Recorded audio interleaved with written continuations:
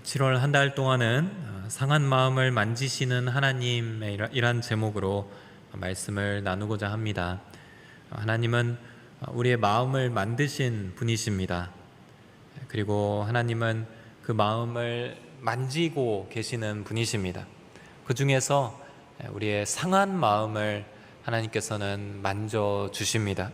우리는 수많은 찬양에서 이 사실을 우리가 고백합니다. 마음이 상한 자를 고치시는 주님, 상한 마음을 고치시는 주님을 고백하고, 주가 보이신 생명의 길 나는 주님과 함께 상한 마음 드리며 주님 앞에 나아가리. 상한 마음을 드리면서 주 앞에 나아갑니다. 내 갈급함 부르짖는 소리 들으소서. 내 갈급함 상한 나의 심령에 그 부르짖는 소리를 하나님 들으십시오. 우리는 참 많이 고백합니다. 우리의 상한 심령을 주님 앞에 내어놓으면서 상처 입은 마음을 만지시고 고치시는 주님을 경험해야 합니다. 많은 사람들이 이 과정 안에서 주님과 복음을 만나게 됩니다. 주님께서는 상한 갈대를 꺾지 않으십니다. 얼마나 멋진 표현이에요. 상한 갈대가 있는데 상했다고 그것을 꺾어버리지 않는 주님입니다. 주님께서는 상하고 통회하는 심령의 제사를 멸시하지 않는다, 이렇게 표현됩니다. 우리 마음 가운데 상한 심령이 있어서 그걸 갖고 주 앞에 나왔다고 해서 너는 마음이 상했으니까 나중에 보자, 이렇게 말씀하시지 않는다는 것입니다. 오히려 그 제사를, 진솔한 그 제사를 기뻐하시는 주님이신 것입니다. 7월 한 달 이 메시지들을 통해서 상한 마음을 만지시는 하나님을 체험하시길 축복합니다. 이 손길을 경험하기 전과 이 손길을 경험한 후는 분명히 다를 것입니다.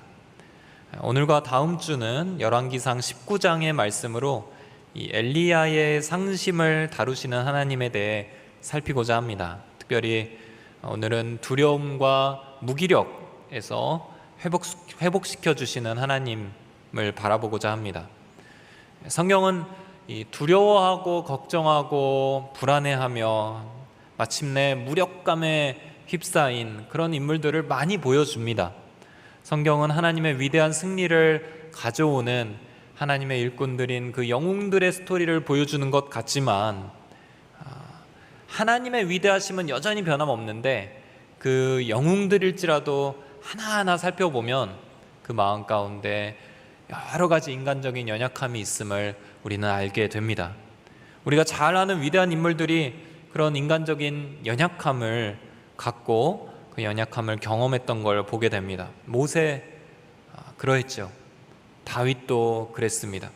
두려움에 사로잡히고 무력한 삶의 순간들을 보냈던 시간이 있었습니다. 오늘 엘리야가 우리 또 성경에서 나타나는 대단한 인물이지만 그 또한 인간적인 약함을 보여주는 장면이 나옵니다. 열왕기상 후반부의 주인공이라고 할 수 있는 사람은 그 북이스라엘과 남유다의 왕들이 아니라 바로 엘리야입니다. 선지자요 하나님의 사람이라고 하면, 구약의 그런 사람이라고 하면 대표적으로 떠오르는 인물이 바로 엘리야였습니다. 이 오늘 우리가 살핀 열왕기상 19장 전반부가 아니라면 엘리야는 위대한 하나님의 용사요, 어떤 상황에서도 굴복하지 않는 하나님의 사람으로, 그 믿음의 선지자로 남아 있었을 것입니다. 그런 엘리야가 오늘 말씀에서는 굉장히 인간적인 모습을 보여줍니다. 지극히 우리와 별반 다를 게 없구나 하는 모습을 보여줍니다. 두려워하고 무기력해져 있습니다. 처져 있고요, 기도할 힘도 별로 없어 보입니다. 기도에 힘이 빠져 있는 모습이 나타납니다. 우리가 믿음으로 승리하는 삶을 살기 위해서는 반드시 짚고 넘어가야 될 부분이 바로 두려움과 무기력입니다. 두려움과 무기력. 우리는 정말 이 두 가지에 아주 쉽게 짓눌리는 존재들입니다. 이에 대해서 자신할 수 있는 사람이 아무도 없습니다. 그런 용사가 없습니다. 두려움이란 우리가 겪을 수 있는 감정들 중에 가장 보편적인 인류 모두의 감정일 것입니다. 오죽했으면 하나님께서 성경을 쓰시면서 아까 우리가 수없이 찬양했듯이 두려워하지 말라, 아무것도 염려하지 말라, 두려워 말라, 이 표현을 300번이나 넘게 강조하셨을까요? 우리는 두려움에 사로잡힌다라고 표현할 정도로 이 두려움과 싸워서 별로 이겨본 적이 없는, 정말 두려움에 쉽게 넘어지는 존재들입니다. 무기력도 우리는 참 많이 경험합니다. 여러 원인으로 인해 마음의 힘이 빠져버리는 거죠. 타이어 바람 빠지듯이 마음의 힘과 의욕이 빠져있는 무력한 상태, 굉장히 보편적입니다. 우리가 감기가 걸리면 대표적인 증상들이 있잖아요. 열이 나고 기침이 나고. 우리 마음이 힘들 때 나타나는 증상, 대표적인 증상이 바로 이 무기력입니다. 두려움과 무기력은 서로 연결이 되어 있습니다. 우리가 무엇인가 두려움에 사로잡히게 되면 무엇인가를 하려고 하는 그 마음이 제동이 걸리게 됩니다. 우리는 스스로 아무것도 할 수 없다라고 느낍니다. 마음속에 두려운 마음이 찾아오면 그 두려움은 우리 안에서 무엇인가를 뺏어가냐면 우리가 무엇인가를 하려고 하는 의욕과 그 일의 결과에 대한 긍정적인 기대를 완전히 빼앗아 가버립니다. 이 두려움이 주는 효과입니다. 두려움을 품게 되면 그 상황에 직면하는 것조차 어렵다고 느낍니다. 스스로 아무것도 할 수 없다고 스스로를 묶고 있는 상태에 처하게 됩니다. 엘리야가 지금 그런 상황에 있습니다. 주목할 만한 점은 지금 19장인데 이 바로 직전 18장에서 굉장히 큰 영적 승리를 거두었던 엘리야입니다. 그 직후에 롤러코스터 타듯이 완전히 두려움과 무기력에 추락하여 사로잡혀 있는 걸 보게 됩니다. 성경이 이 엘리야의 급격한 이 태세의 전환을 보여주는 이유가 있다고 생각합니다. 엘리야에게 갑작스럽게 찾아온 이 영적 의기소침, 이 상태를 통하여 우리에게 주시는 메시지가 있습니다. 오늘 말씀을 통해 우리의 마음을 돌아보고 또 이 부분을 어떻게 극복하는지를 우리가 함께 살피고자 합니다. 첫째로 상황이 아닌 하나님을 보아야 합니다. 오늘 말씀 1절과 2절 같이 함께 읽겠습니다. 시작. 아합은 이세벨에게 엘리야가 한 모든 일과 엘리야가 모든 예언자들을 칼로 죽였다는 이야기를 해주었습니다. 그러자 이세벨은 엘리야에게 사람을 보내 말했습니다. 만약 내일 이맘때까지 내가 내 목숨을 죽은 예언자들 가운데 하나의 목숨처럼 되게 하지 못하면 내가 우리 신들에게서 천벌을 받아 마땅하다. 이 바로 직전에 성경에서 나타날 수 있는 그 영적 전쟁들 중에 정말 위대한 영적 전쟁이 한 번 있었거든요. 그것은 바로 갈멜산에서 엘리야와 이 바알과 아세라 신을 숭배하는 그 예언자들 간의 대결이 있었던 겁니다. 바알 예언자 450명, 아세라 신을 숭배하는 예언자 400명, 총 850명이 모여서 엘리야와 대결을 펼쳤죠. 극심한 가뭄의 상황이었습니다. 엘리야가 이때 아합 왕을 만나게 됩니다. 엘리야는 한 가지 제안을 합니다. 모든 백성들과 이 바알과 아세라 제사장들, 예언자들을 다 모으십시오. 그리고 우리가 갈멜산 이곳에서 한번 대결을 합시다. 제단을 다 쌓는 겁니다. 각자의 신의 이름으로. 그렇지만 불은 붙이지 마십시오. 그리고 서로 각자의 신에게 기도하는데 정말 살아있는 참 신이 있다면 불을 내려서 응답하시는 그 신이 바로 참 하나님이실 것이오. 이런 대결을 제안하는 거죠. 소 2마리를 이제 데려와서 제물로 삼아 각을 떠서 제단을 만들어 올려놓습니다. 나뭇가지 위에 올리게 하되 불은 붙이지 마라.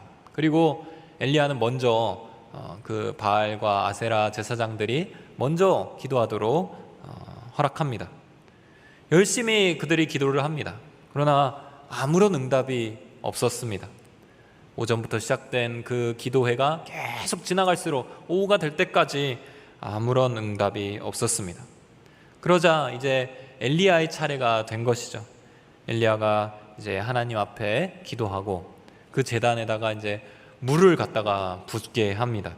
그리고 물을 12동이를 다 부어서 그 제단이 다 흠뻑 젖게 만들고 그 밑에 물까지 고이게 만든 다음에 하나님 앞에 기도합니다. 하나님이 참 하나님이신 것과 그리고 오늘 하나님의 말씀으로 제가 이곳에 서 있다는 것을 하나님 알려주십시오 하고 기도할 때 하늘에서 불이 떨어집니다. 그리고 완전히 그 제단을 불태워 버리죠. 그 밑에 물이 고여있던 곳까지 다 말려버릴 정도로 큰 불이 위에서부터 아래로 떨어지게 됩니다. 이것을 바라본 백성들 간에 큰 동요가 있었습니다. 여호와 그가 하나님이시구나. 바알의 선지자들 또 아세라 예언자들을 다 잡아 죽이는 정말 영적인 전투가 벌어집니다. 이 소식이 그 아합 왕의 아내였던 왕비 이세벨에게 전해지게 됩니다. 아합 왕을 통해 자신의 제사장들이 죽었다는 것을 알았던 그 왕비가 엘리야에게 사람을 보냅니다. 내가 반드시 너를 죽일 것이다. 내가 내일 이맘때까지 너를 죽이지 못하면 내가 천벌을 받아 마땅하다. 이렇게 통첩을 사람을 통해 엘리야에게 전해줍니다. 그때 이 엘리야가 어떻게 대답을 하는가? 원래 우리의 예상대로라면 담대하게 진짜 하나님이 누구이신가를 생각하라. 그분이 나를 지켜주시지 않겠느냐? 당신과 당신의 왕은 정신 차리라. 이렇게 외쳐야 할 것 같은데 그렇게 하지 못합니다. 3절 4절 말씀, 이 엘리야의 반응을 한번 읽도록 하겠습니다. 시작. 엘리야는 이 상황을 보고 목숨을 지키려고 일어나 도망쳤습니다. 그는 유다의 브엘세바에 이르자 자기 종을 거기에 남겨두고 혼자서 하룻길을 가서 광야에 다다랐습니다. 그는 로뎀나무 아래 앉아서 죽기를 기도했습니다. 여호와여, 이제 이것으로 충분하니 제 목숨을 가져가 주십시오. 저는 저의 조상들보다 나은 것이 없습니다. 3절에 나오는 엘리야가 이 상황을 보고 이런 표현이 있습니다. 이 표현을 우리가 주목해서 살펴보기를 원합니다. 상황은 우리를 넘어뜨립니다. 상황을 보면 어떠한 영웅도 넘어지게 되어 있습니다. 상황을 무시하라는 뜻이 아닙니다. 상황이 갖고 있는 그 양면적 속성이 있습니다. 우리는 늘 상황을 잘 살피면서 그 상황 안에 담겨 있는 하나님의 뜻을 분별해내야 합니다. 그게 지혜죠. 그 상황 안에서 하나님이 무엇을 원하시는가를 늘 묻고 거기에서 민감하게 깨어 있어야 합니다. 세상을 보면서도 그 세상이 돌아가는 상황들, 또 세상에서 나오는 뉴스들을 보면서 하나님의 뜻은 무엇인가를 살피고 그것을 붙잡고 기도해야 하는 것이죠. 상황과 동떨어져서 우리는 살지 않습니다. 그렇지만 절대로 상황만 보아서는 안 됩니다. 상황은 우리의 시야에서 하나님을 빼앗아 버리기 때문입니다. 상황만 보고 있으면 하나님이 순식간에 사라지게 됩니다. 사로잡는다는 말이 딱 어울리게 되죠. 상황을 보고 나서, 이 상황을 본 후 엘리야의 선택은 하나님을 바라보고 하나님의 주권과 능력을 의지하는 선택이 아니라 자신의 목숨을 지키려고 도망갈 수밖에 없는 그런 선택을 하게 됩니다. 마태복음 14장에서 예수님께서 풍랑이 심하게 이는 바다를 물 위를 걸어서 제자들을 찾아오시는 장면이 있습니다. 제자들은 모두 유령이다 라고 놀라는데 예수님께서 말씀하십니다. 안심해라, 나다. 두려워하지 마라. 이제 예수님의 목소리를 들은 그 제자들 중에 역시 베드로가 멋진 생각을 해내는 거죠. 제자들 중에 누구도 하지 못했던 주장을 하게 됩니다. 주님, 정말로 주님이시면 저에게 물 위로 걸어오라고 말씀해 주십시오. 이렇게 말합니다. 대단하죠? 아무도 그렇게까지 하지 않는데 베드로는 그렇게 나아갔던 것입니다. 예수님께서 말씀하시죠. 이게 더 놀랍습니다. 와라. 그때 베드로가 물 위를 걷게 됩니다. 우리는 역사상 물 위를 걸었던 인물이 한 명도 없는 상황에서 나타난 2명, 예수님과 베드로를 보게 됩니다. 베드로는 놀라운 능력을 경험하며 그 풍랑이 있는 바다를 걸어 예수님께로 갔습니다. 그런데 바람이 순간 쌩 하고 부는 거죠. 상황은 여전히 비가 오고 풍랑이 일고 있는 상황입니다. 파도가 넘실거렸고 예수님만 바라보고 한 걸음 한 걸음 내딛는데 이게 뭐 걷는 건지 아니면 떠 있는 건지 뭐 그런 감각도 잘 못 느끼는 채로 그냥 걷고 있는데 갑자기 바람과 그 파도가 한번 자신의 다리를 스치는 것입니다. 밑을 보니까 밑은 완전히 소용돌이 치고 있는 파도가 넘실거리는 그 광풍이 있는 바다였습니다. 베드로가 그것을 보자 덜컥 겁이 납니다. 이내 그것을 바라보는 순간 바다에 점점 빠져들게 됩니다. 주님 살려주십시오. 그때에서야 주님께서 즉시 손을 내밀어 그를 붙잡고 배에 함께 오릅니다. 무엇을 말하려고 하는가? 상황을 보면 우리는 빠지게 되어 있습니다. 상황을 보면 도망칠 수밖에 없을 정도로 어떠한 영웅도 그 생각밖에 안 날 정도로 두려워지게 됩니다. 우리는 상황을 보는 것이 아니라 힘을 다해서 주목해서 하나님을 볼 수 있게 되기를 축복합니다. 도대체 하나님을 본다는 것은 무슨 뜻일까? 너무 많이 들으셨죠? 하나님을 바라보라, 하나님만 보라. 그건 정말 어떠한 것일까? 먼저는 하나님을 본다는 것은 하나님이 어떤 분이신지를 주목하는 것을 의미합니다. 하나님이 어떤 분이신가에 우리가 묵상을 하고 있는 것을 의미합니다. 하나님이 어떠한 분이신지를 주목한다, 이 표현은 그분의 성품이 어떠한지를 묵상하는 것을 의미합니다. 특별히 하나님이 얼마나 선하신 분이신가, 여러분들 삶에서 계속해서 던지고 있어야 할 질문입니다. 하나님은 얼마나 선하시지? 내 삶에서 얼마나 선하신 분이시지? 얼마나 우리를 사랑하시지? 우리는 계속 그 질문을 끊임없이 던지고 있어야 시야에서 하나님을 놓치지 않습니다. 마태복음 6장에서 예수님이 산상수훈 말씀을 하시는데요, 염려하지 말아라 라는 말씀을 하시면서 이러한 이유가 있으니 염려하지 말아라 라고 이렇게 근거를 들어서 말씀을 하십니다. 예수님의 그 논리가 무엇일까? 어떻게 하면 왜 염려하지 않을 수 있는가? 예수님이 어떻게 말씀하시는지 제가 마태복음 6장에 25절에서 31절까지 한번 길지만 한번 읽어드리겠습니다. 한번 예수님이 왜 염려하지 말아야 하는지 살피면서 읽어보시면 좋겠습니다. 그러므로 내가 너희에게 말한다. 자기 생명을 위해 무엇을 먹을까, 무엇을 마실까 걱정하지 말고 자기 몸을 위해 무엇을 입을까 걱정하지 말라. 자, 여기까지가 이제 예수님 말씀이고요. 생명이 음식보다 소중하고 몸이 옷보다 소중하지 않느냐? 공중에 나는 저 새들을 보라. 씨를 뿌리지도 거두지도 창고에 쌓아두지도 않지만 하늘에 계신 너희 아버지께서 먹이신다. 너희는 새들보다 얼마나 더 귀하냐? 너희 중 누가 걱정한다고 해서 자기 목숨을 조금이라도 더 연장할 수 있겠느냐? 어째서 너희는 옷 걱정을 하느냐? 들에 핀 저 백합꽃이 어떻게 자라는지 보라.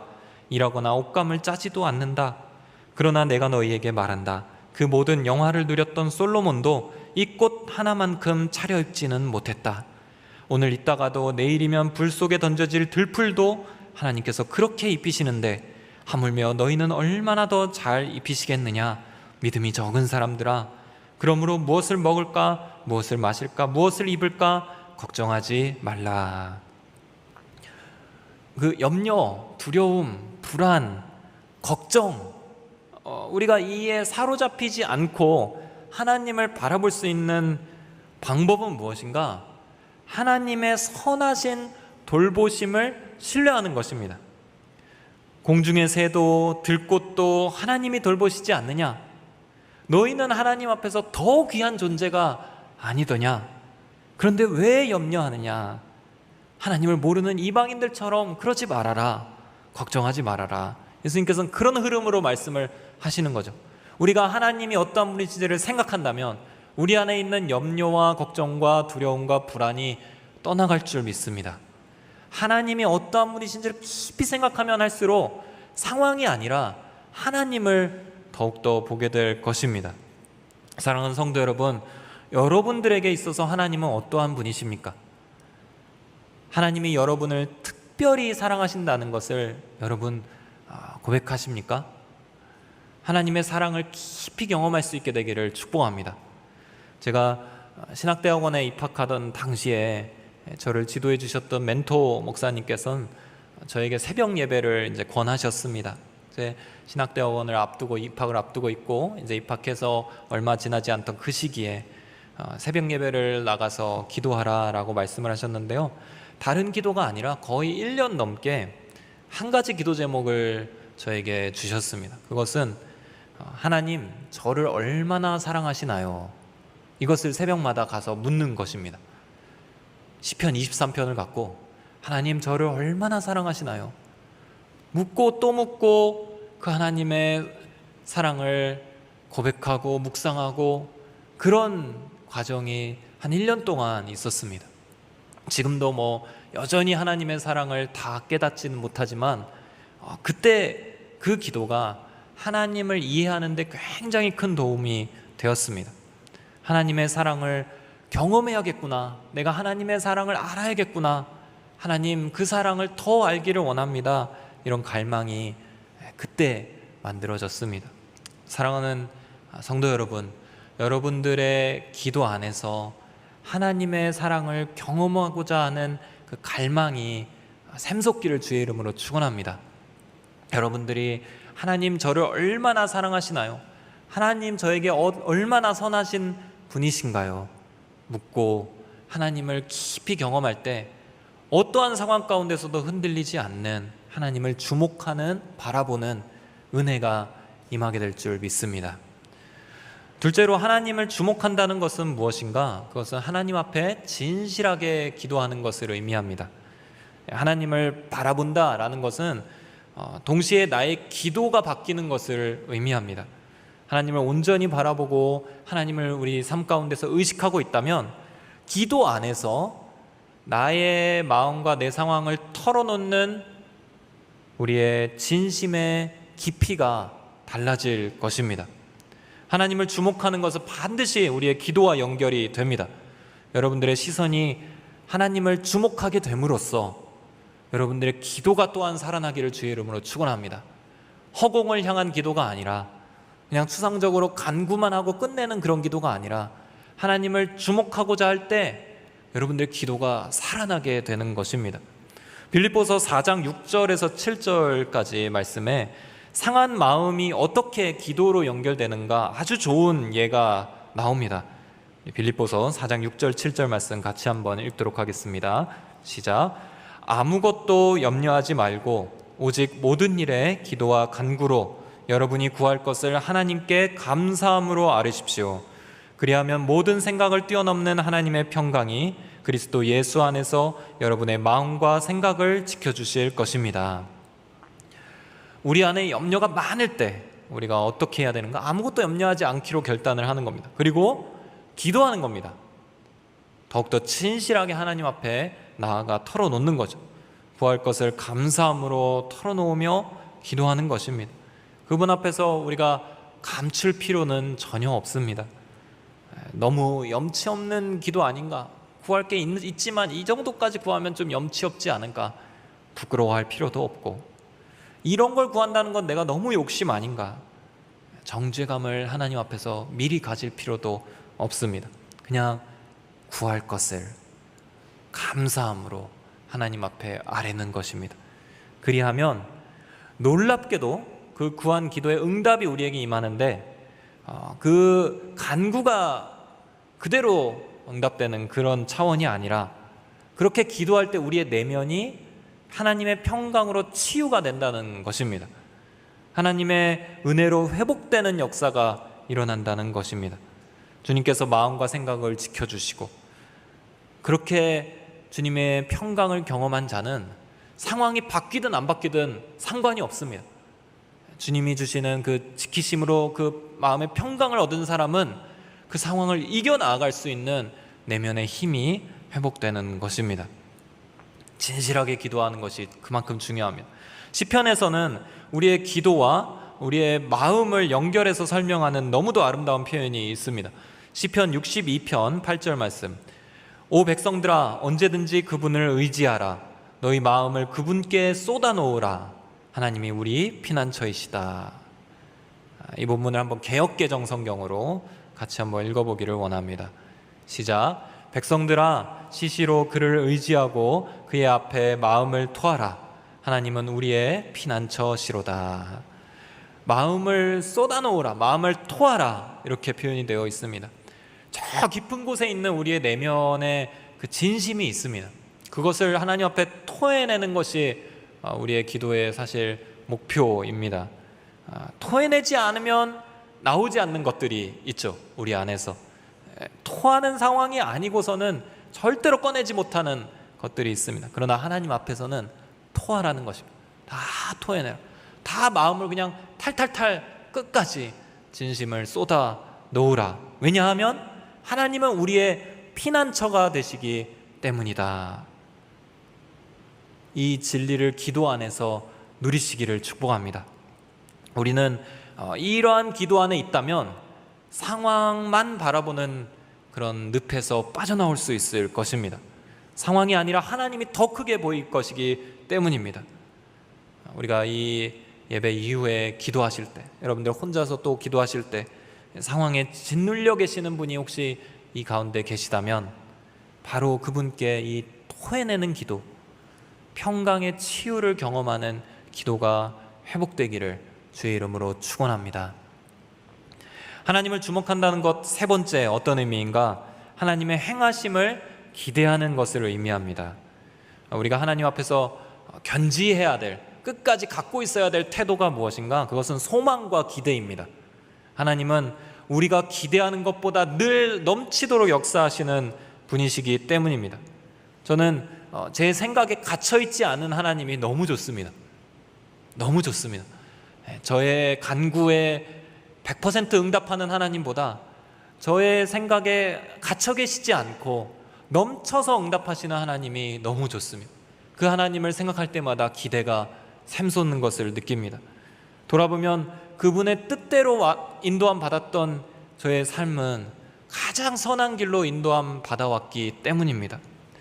그런데 이 기대를 잃어버린다면 어떻게 해야 되는가? 상황이 크게 보일 텐데 그때에도 우리는 다시 한번 이 기대를 회복하고자 주님 앞에 나아가야 합니다. 4절 말씀 한번 우리가 오늘 말씀 다시 한번 읽겠습니다. 엘리야의 모습입니다. 4절 시작.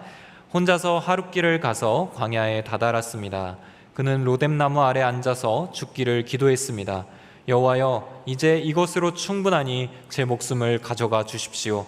저는 저의 조상들보다 나은 것이 없습니다.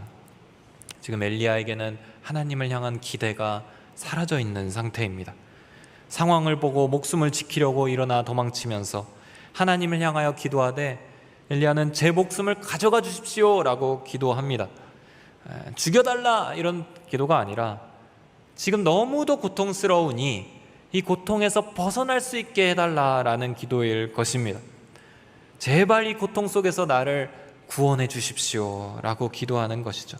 그러나 그 하나님의 손길이 기대가 되지 않아서 엘리야의 입에서는 지금 제 목숨을 가져가 주십시오 이 표현밖에 나오지 않는 것입니다. 여러분의 기도에 어떠한 기대가 담겨 있나요? 여러분들 오늘 이 자리에 나오시면서 어떠한 기대를 품고 이 자리에 나오셨습니까? 하나님을 향해서 어떠한 기대가 있으십니까?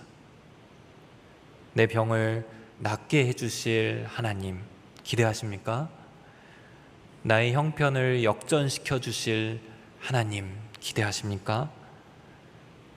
내 이 슬픔이 변하여서 기쁨의 찬송을 주실 하나님 그 기대가 있으신지요?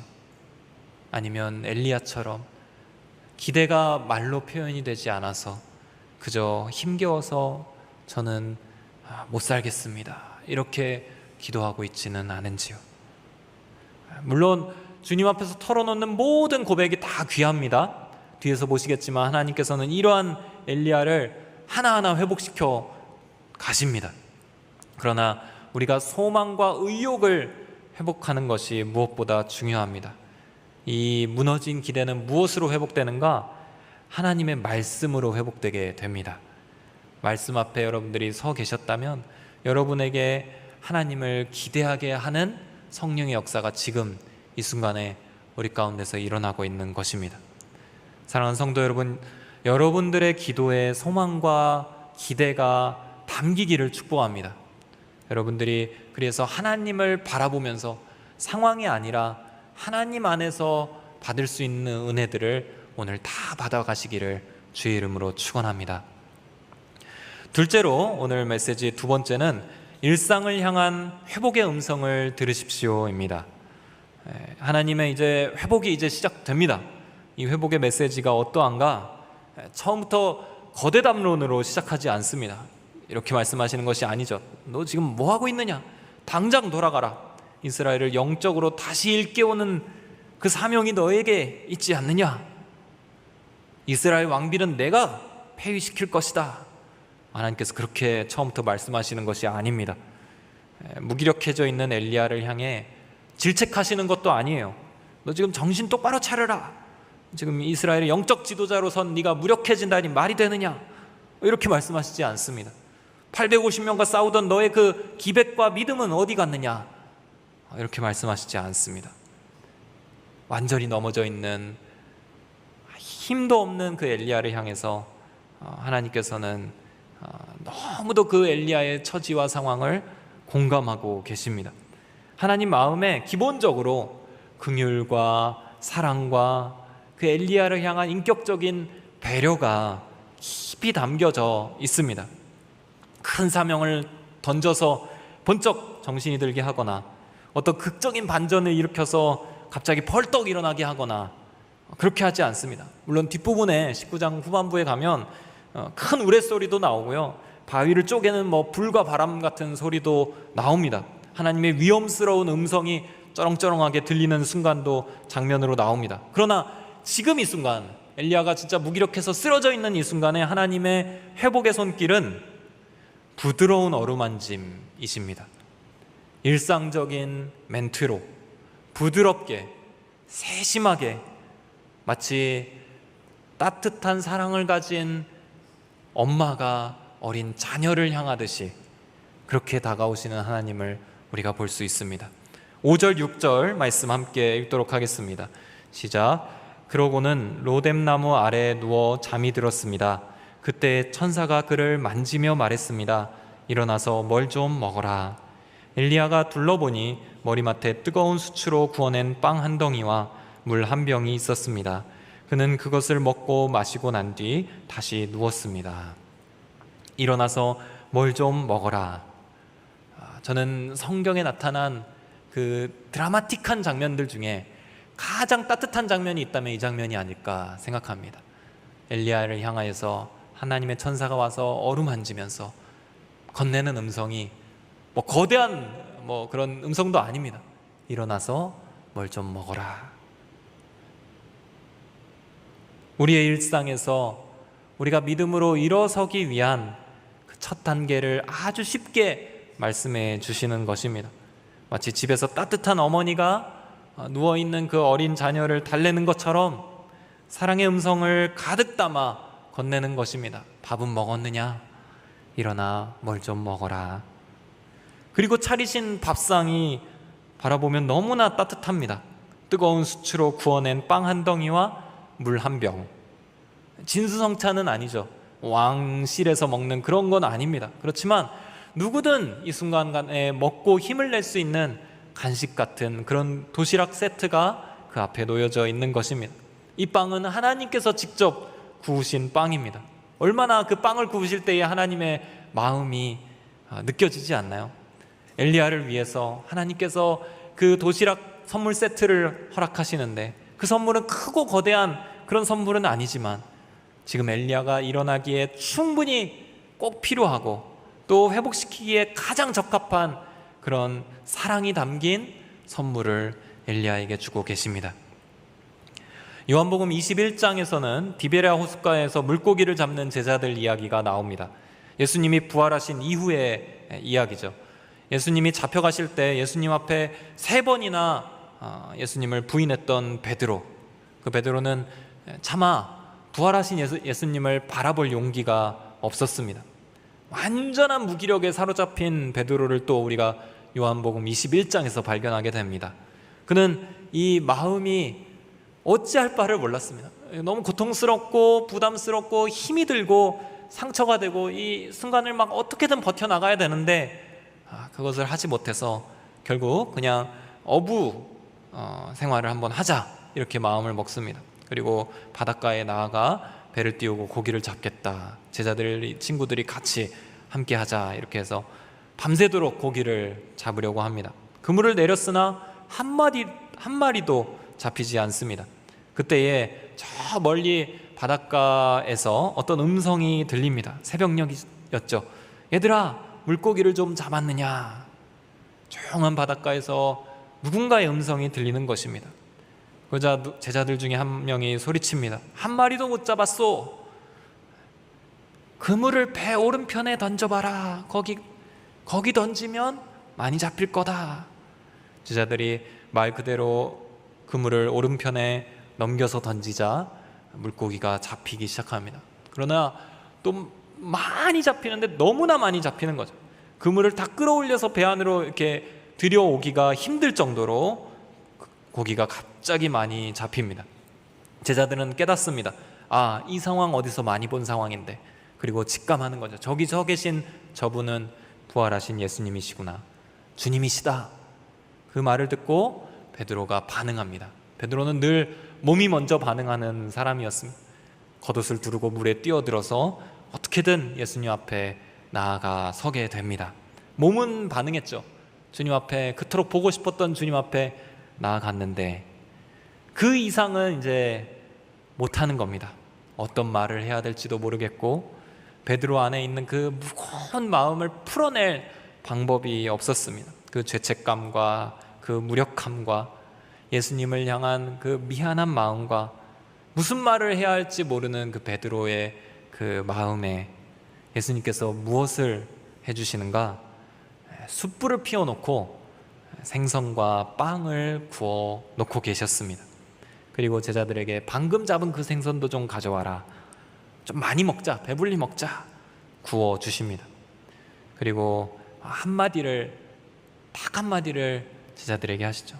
와서 아침 먹자. 베드로의 그 회복이 여기서부터 시작이 됩니다. 이 따뜻한 일상을 향한 음성을 듣자마자 베드로의 마음이 하나씩 녹기 시작합니다. 주님의 회복의 음성은 늘 우리의 일상에서 시작합니다. 저 멀리 있지 않습니다. 거대하지도 않습니다. 오늘 나의 삶 속에서 일상을 일으키시는 주님의 음성이 반드시 있습니다. 밥은 먹었느냐? 너의 건강을 위해 새끼 좀 잘 챙겨 먹어라. 잠도 좀 푹 잤으면 좋겠구나. 아침에 일어나 한번 창문을 열어보거라. 새소리 한번 들어보거라. 오늘 하루 하늘을 본 적이 있느냐? 이불을 개고 아침 하루를 시작해보자꾸나.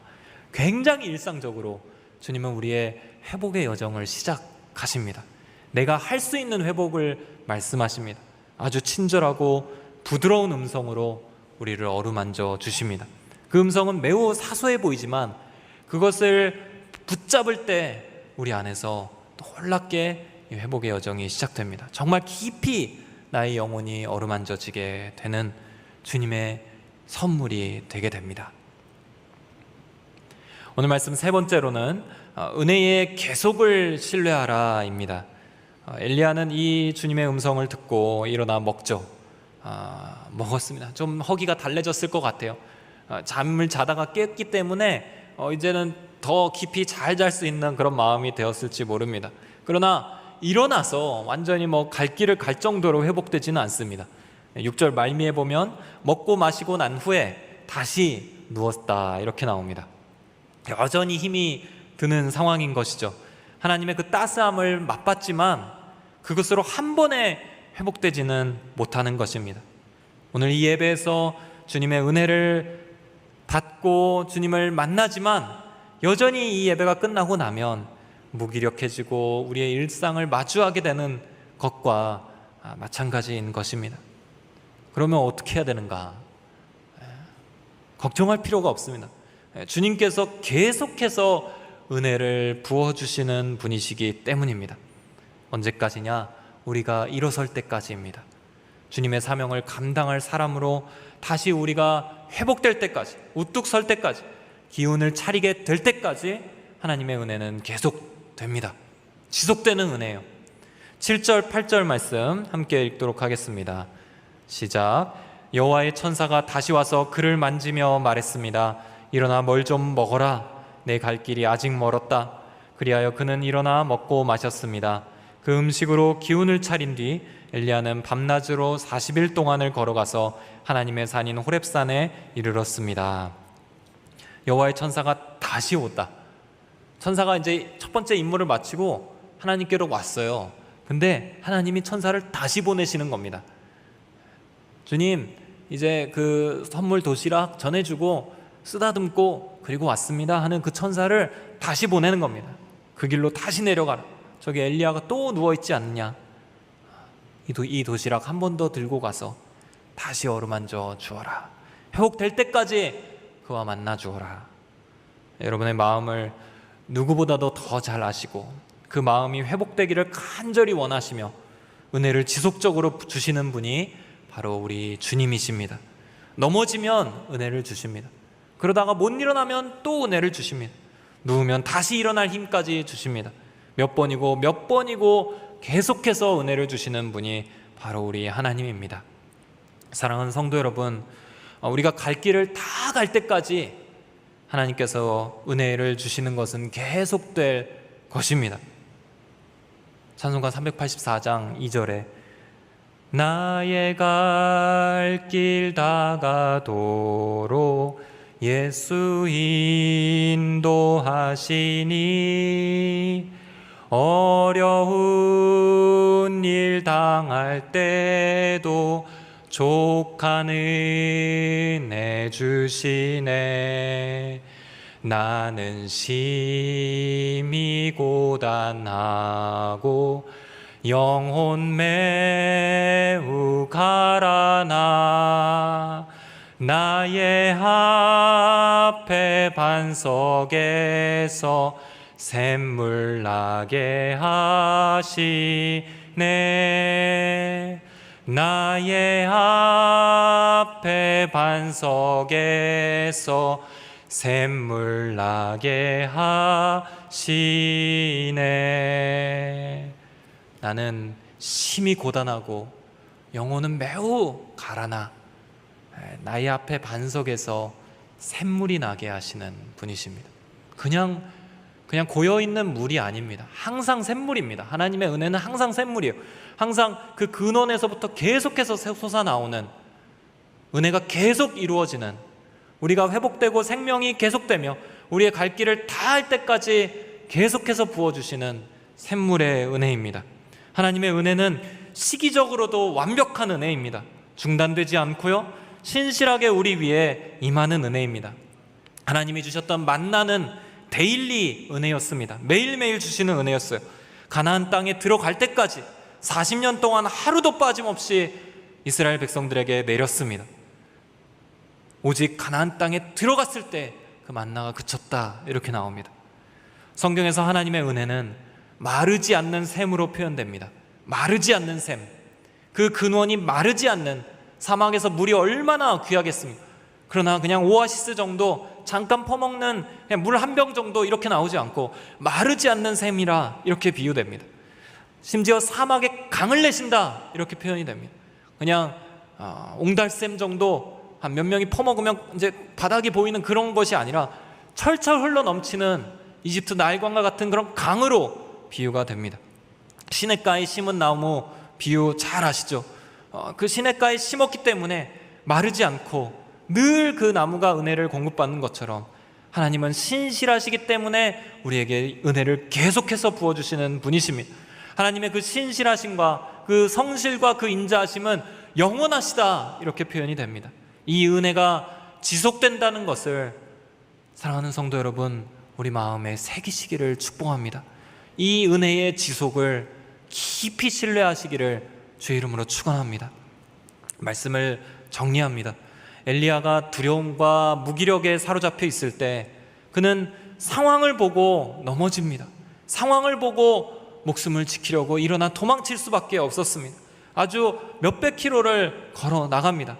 심지어 도시가 끝에, 그 나라의 끝에 이르자 이제는 광야로, 더 이상 그 추격대가 쫓아오지 못할 광야로, 사막으로 나아갈 정도였습니다. 우리 안에도 수많은 두려움이 있고 우리의 그 두려움은 우리를 무력하게 만듭니다. 우리는 우리의 그 무기력함을 변명할 수많은 이유들을 갖고 있습니다. 상황은 두렵고 그 두려움은 마침내 내 삶을 회복하기 어려울 정도로 총체적인 무기력으로 붙잡아 갑니다. 어떻게 벗어날 수 있을까요? 어떻게 벗어날 수 있을까요? 하나님의 은혜로 벗어나는 것입니다. 상황이 아닌 하나님을 바라보시기를 축복합니다. 일상을 향한 그 하나님의 회복의 음성을 들을 수 있게 되기를 축복합니다. 그리고 이 은혜가 우리 안에서 마르지 않고 계속된다는 사실을 굳게 붙잡고 내 영혼에 선포하며 신뢰하시기를 축복합니다. 그 선하신 은혜가 오늘 저와 여러분들의 삶을, 우리 가족을 덮어주시기를 축복합니다. 그 은혜를 경험하면서 엘리야처럼 기운을 차려서 40일 밤낮을 걸어갈 수 있게 되기를 주님의 이름으로 축원합니다. 우리 시간에 이 은혜를 붙잡고 함께 기도하기를 원합니다.